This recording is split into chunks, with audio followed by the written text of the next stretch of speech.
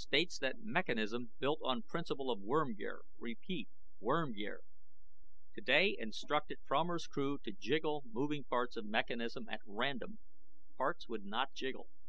Fromer states that Arthagna Bar sleeps all time and color changes to blue and red on stomach. This significant? Bullard. Sec Headquarters, Bullard Com Relay, 43.4 SC. Important, you amplify last message. Red and blue on stomach? Why Arthagna Bar undressed? Investigate. President orders help sent. Help on way. Repeat. Why Arthagna Bar undressed? Commanding General. Commanding General. Fromer advises tell you ship's physician has put Arthagna Bar in refrigerator. Chemist. Sec Headquarters, Chemist, Com Relay, 43.4 SC. Take out of refrigerator. This is an order.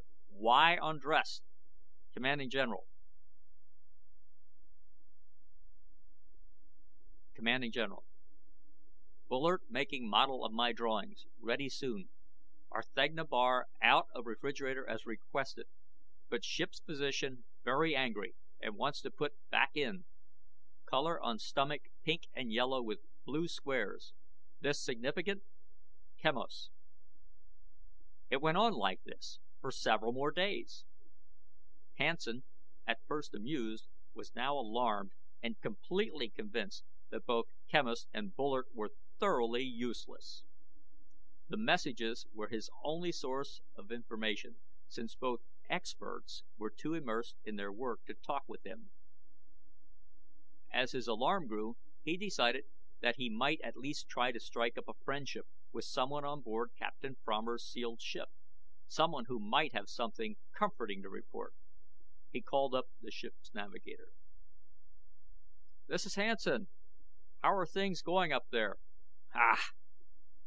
What's that mean? Good or bad?" "It means," the navigator said while yawning, "that things are falling apart rapidly. In fact, in a day or two, I don't think it'll make much difference whether or not they open that damn door." "You, care to fill me in?" "Why not?" said the navigator with the voice of a man who knows that it is too late for anything to matter. "The members of the crew are divided into two factions.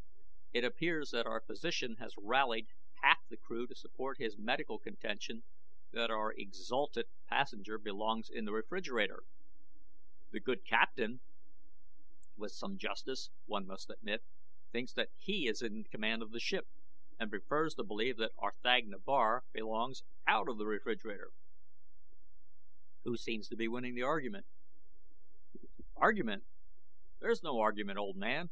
It's open warfare. No weapons aboard, of course, but the two teams are grappling up and down the corridors and shuttling our exalted passenger in and out of the icebox about 4 times each hour. Quite a sight, really.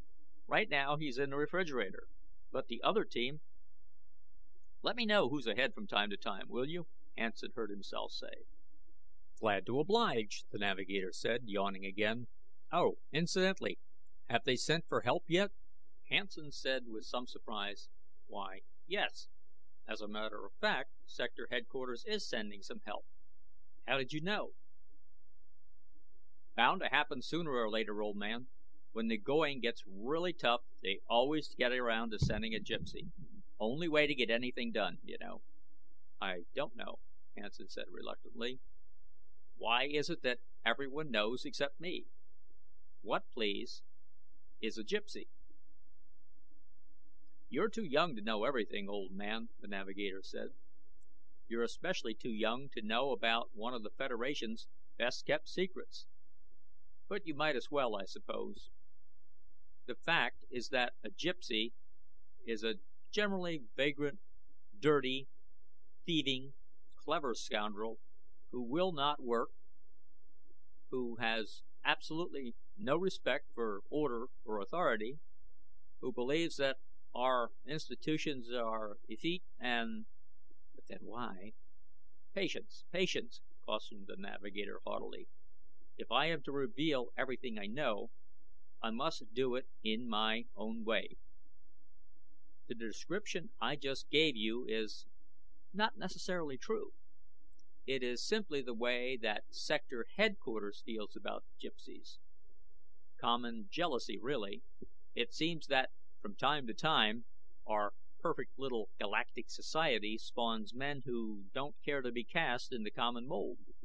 In short, there are a few men around with brains who don't think that it means very much to wear pretty uniforms or fancy titles." "Uniforms like yours?" Hansen asked. "Precisely," the navigator said sadly. "The truth of the matter is, of course, that I only play at being a navigator. I couldn't get this ship off course if I tried. The same is true with the 4 engineering officers who stand around watching the Hegler drive units. They occasionally make a ceremonial adjustment, but beyond that, they simply stand around looking pretty." "No moving parts," Hansen said. "No moving brains, if you like. Anyway, a gypsy has, somewhere along the line, learned how to do things. They'll take an emergency call about once a year, if they happen to feel like it. Then they charge about 500,000 credits." "You mean they have an organization? Standard rates and—" "Heavens, no," the navigator said. "They hate anything that smells like organization. They don't even specialize in any certain kind of work.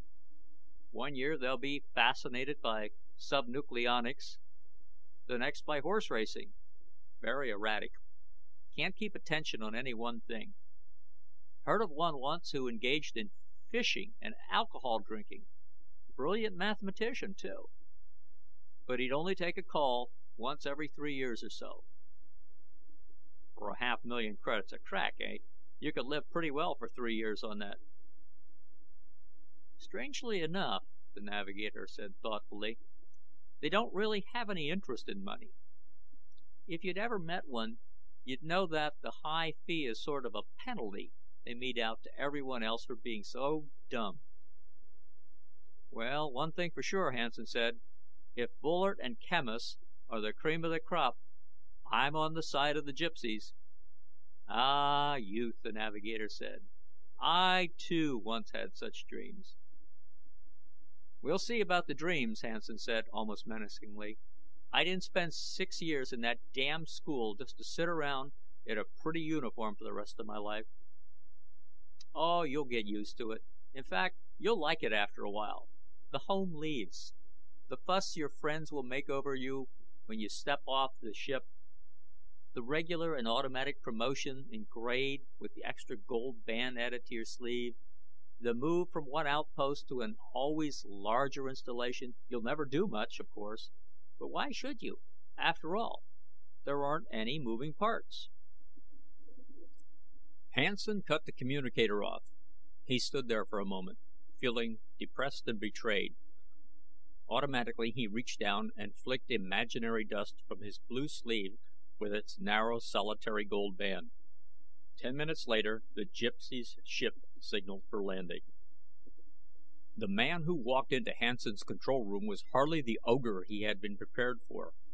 He looked, Hansen was later to reflect, like Santa Claus with muscles in place of the fat.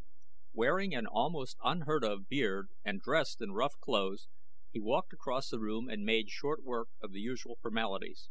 "Name's Candle," said the man. "Where's those 2 phonies I'm supposed to replace?" "You'll have to go suit up and go back through the airlock," Hansen said, motioning to the door. "They're in their ship. It's the one next to yours. Want me to tell them you're on your way over?" "Hell no," said Candle, grinning. "I'll surprise 'em. Now, suppose you and me sit down and have a little chat." They sat, and Candle pumped Hansen of everything he knew about the entire situation. An hour later, Hansen felt almost as if he'd been had. "Is that all?" he asked wearily. "I got the facts," Candle said. "Now, let's go throw those experts out." It wasn't quite that simple. Neither Bullard nor Quemos had any intention of simply clearing out. Who the hell